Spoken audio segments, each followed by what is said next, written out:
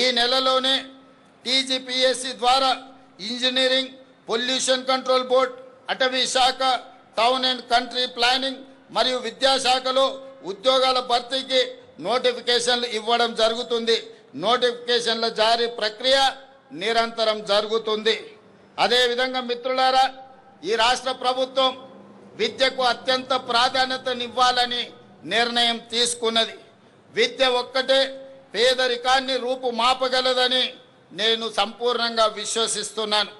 పేదరికం రూపుమాపాలంటే సమాజంలో కుల మతాల అంతరాలు తగ్గడానికి ఆస్కారం ఉంటుంది. ఇంతటి ప్రాధాన్యత విద్యకు ఉంది. అందుకే ఇప్పటి వరకు ఏ ముఖ్యమంత్రి చేయని విధంగా విద్యాశాఖను నా దగ్గర పెట్టుకొని తెలంగాణ ప్రభుత్వ విద్యలో విప్లవాత్మక సంస్కరణలకు శ్రీకారము చుట్టాము. కేంద్ర ప్రభుత్వం 2 రోజుల పర్ఫార్మెన్స్ గ్రేడింగ్ ఇండెక్స్ లో తెలంగాణకు చాలా మంచి స్థానం లభించింది. ఇది మా కృషి ఫలితం. తెలంగాణ పబ్లిక్ స్కూల్ ఏర్పాటు నుండి యంగ్ ఇండియా స్కూల్ వరకు ప్రతి ప్రయత్నంలో బలోపేతం, విద్యార్థులకు నైపుణ్యం, పాఠశాలల్లో అత్యున్నత మౌలిక సదుపాయాల కల్పననే లక్ష్యంగా ఈరోజు పని చేస్తున్నాం. రాష్ట్రంలో 65 ఐటీఐలు, పాలిటెక్నిక్ కళాశాలను అడ్వాన్స్డ్ టెక్నాలజీ సెంటర్లుగా పునరుద్ధరించాం. యంగ్ ఇండియా స్కిల్ యూనివర్సిటీని ఏర్పాటు చేశాం. ఈ యూనివర్సిటీలో ఇప్పటి వరకు 1190 మంది విద్యార్థులు కోర్సులు పూర్తి చేశారు. వీరిలో 838 మంది విద్యార్థులు ఉద్యోగాలు సాధించడం ఆనందంగా ఉంది. Microsoft, Flipkart, tech Mahindra, Reddy's, AIG hospitals, Apollo hospitals వంటి ప్రముఖ సంస్థల్లో వీరికి ఉద్యోగ అవకాశాలు వచ్చాయని తెలియజెప్పడానికి నేను ఆనందపడుతున్నాను. మిత్రులారా, ఇప్పటికే రాష్ట్రంలోని 1362 ప్రాథమిక పాఠశాలల్లో ప్రీ ప్రైమరీ తరగతులు అందుబాటులోకి తీసుకొచ్చాం. ఈ ఏడాది కొత్తగా 2769 స్కూళ్లలో ప్రీ ప్రైమరీ తరగతులను ఏర్పాటు చేస్తున్నాం. దీంతో ప్రభుత్వ పాఠశాలల్లో ఎన్రోల్మెంట్ శాతం పెరుగుతుంది. ఈ ఏడాది రాష్ట్రంలోని అన్ని ప్రభుత్వ స్కూళ్లలో, కాలేజీలలో విద్యార్థులకు బ్రేక్ఫాస్ట్ స్కీమ్ పథకాన్ని అమలు చేస్తున్నాం. ప్రస్తుతం పాఠశాలల్లో ఉన్న మధ్యాహ్న భోజన పథకాన్ని జూనియర్ కాలేజీలకు విస్తరిస్తున్నాం. అన్ని ప్రభుత్వ సంక్షేమ హాస్టళ్లు, రెసిడెన్షియల్ పాఠశాలలు, కళాశాల విద్యార్థులకు డైట్ ఛార్జీలు 40%, కాస్మెటిక్ ఛార్జీలను 212% పెంచడం జరిగింది. అమ్మ ఆదర్శ పాఠశాల కమిటీల ఆధ్వర్యంలో పాఠశాలల్లో 706 కోట్ల విలువైన మౌలిక సదుపాయాల పనులను చేపట్టాం. మంచిరేవుల గ్రామంలో యంగ్ ఇండియా రెసిడెన్షియల్ స్కూల్ని మనము ప్రారంభించాం. Pulleys young India integrated residential స్కూల్ని మనం ప్రారంభించుకోవడం జరిగింది. మిత్రులారా, పేదల కళ సొంత ఇల్లు. ఆ సొంత ఇల్లు కళ నెరవేరితే పేదల కళ్ళల్లో ఉండే ఆనందాన్ని మనం ఆస్వాదించవలసిందే కానీ మాటల్లో చెప్పలేం. అందుకే నేను గ్రామీణ ప్రాంతం నుంచి వచ్చాను. పేదల మధ్య పెరిగాను. వారి జీవన స్థితిగతులు నేను చూశాను బాల్యం నుండి.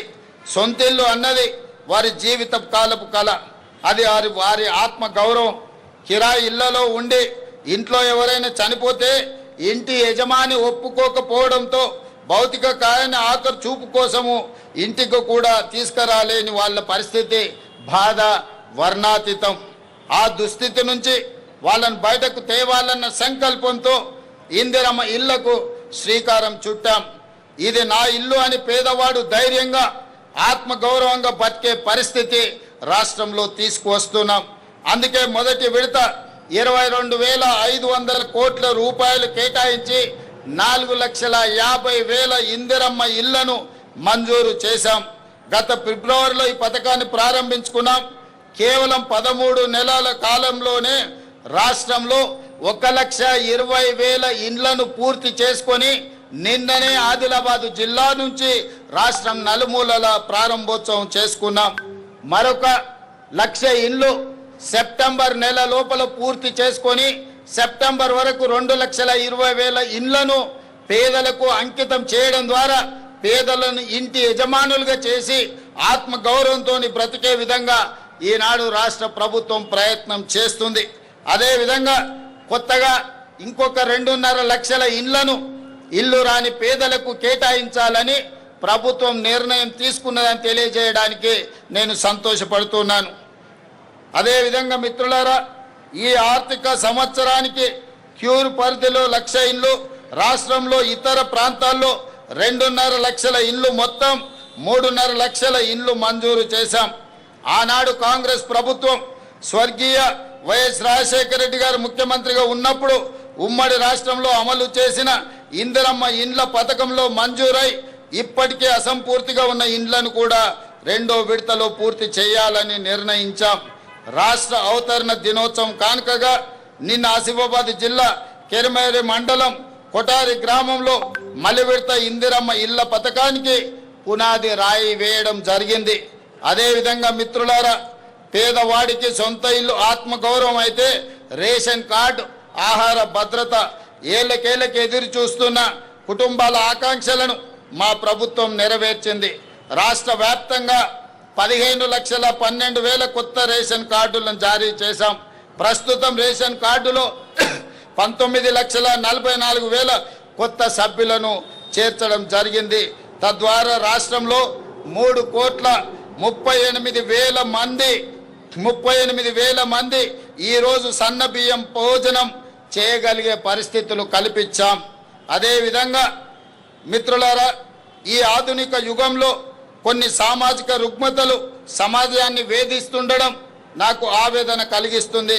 ముఖ్యంగా వృద్ధుల సంరక్షణ విషయంలో కొన్ని సంఘటనలు ప్రభుత్వాన్ని కదిలించాయి.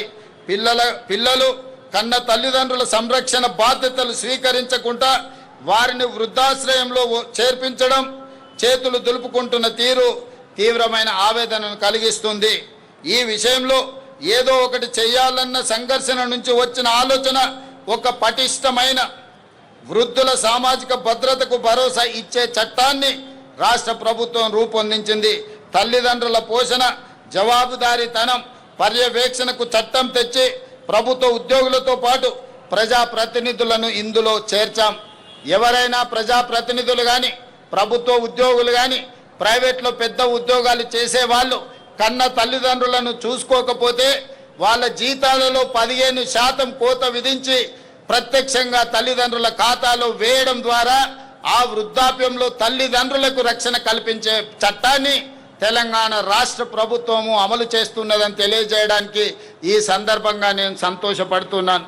మిత్రులారా, అదేవిధంగా గిగ్ వర్కర్ల చట్టం, ఈ చట్టం కూడా మన రాష్ట్రంలో సుమారు 4 లక్షల మంది గిగ్ వర్కర్లు పనిచేస్తున్నారు.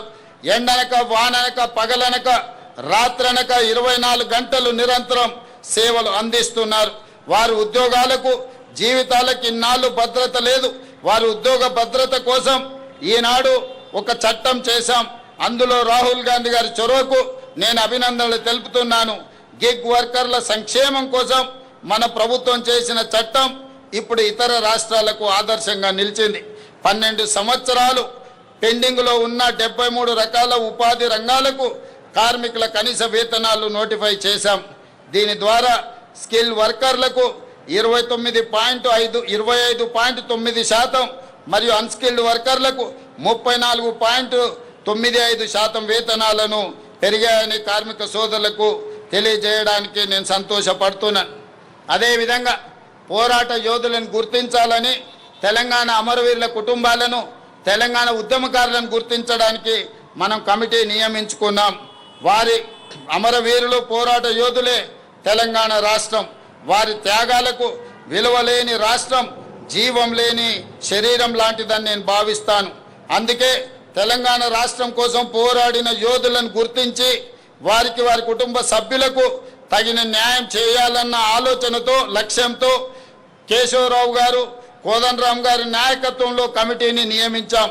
ఆ కమిటీ నివేదిక ఆధారంగా తెలంగాణ పోరాట యోధులందరినీ సముచిత రీతిన సత్కరించి వారి పట్ల చిత్తశుద్ధిని చాటుకుంటామని తెలియజేస్తున్నాను. మిత్రులారా, చాలా విషయాలు మాట్లాడాల్సినవి ఉన్నాయి, కానీ ఎండ తీవ్రత ఎక్కువగా ఉంది. చాలామంది ఎండ చాలా అంటే చాలా తీవ్రంగా ఉంది కాబట్టి మిగతా విషయాలు మనం రాతపూర్వకంగా ఇచ్చిన బుక్లెట్లో ఉంటాయి. చివరగా ఈ ఉపన్యాసాన్ని ఎండ తీవ్రతను దృష్టిలో పెట్టుకొని దాని కొంత సంక్షిప్తంగా ఇందులో పూర్తి చేస్తాం. రాతపూర్వకమైన వివరాలన్నిటిని కూడా అందించాం రాష్ట్ర ప్రజలందరికీ. మీడియా మిత్రులు కూడా దీన్ని పరిగణలోకి తీసుకోవాల్సిందిగా కోరుకుంటూ ఈరోజు చివరగా ఒకే ఒక్క మాట నేను చెప్పదలుచుకున్నాను. మిత్రులారా, దేశంలోనే కాదు ప్రపంచానికే తెలంగాణను గేట్వేగా నిలబెట్టాలన్నది నా స్వప్నం. దానికి మార్గం తెలంగాణ రైజింగ్ 2047 విజన్ డాక్యుమెంట్. 2034 నాటికి $1 ట్రిలియన్ ఎకానమీగా, 2047 నాటికి $3 ట్రిలియన్ ఎకానమీగా తెలంగాణ ఉండాలన్నది ప్రజాప్రభుత్వం యొక్క సంకల్పం. దీనికి ప్రజలందరూ అండదండలు కావాలి. మీ అందరి సహకారం, ఆశీర్వాదంతో ఈ లక్ష్యాన్ని చేరుకుంటామన్న విశ్వాసం నాకు సంపూర్ణంగా ఉన్నది. ఈ ఆర్థిక వృద్ధిలో ప్రతి ఒక్కరూ భాగస్వాములు కావాలి. తెలంగాణ అభివృద్ధికి పునరంకితం కావాలని కోరుకుంటూ మీ అందరికీ మరొక్కసారి తెలంగాణ రాష్ట్ర ఆవిర్భావ శుభాకాంక్షలు తెలియజేస్తూ మీ అందరి దగ్గర సెలవు తీసుకుంటున్నాను. జై హింద్, జై Telangana. Thank you, Honorable Chief Minister.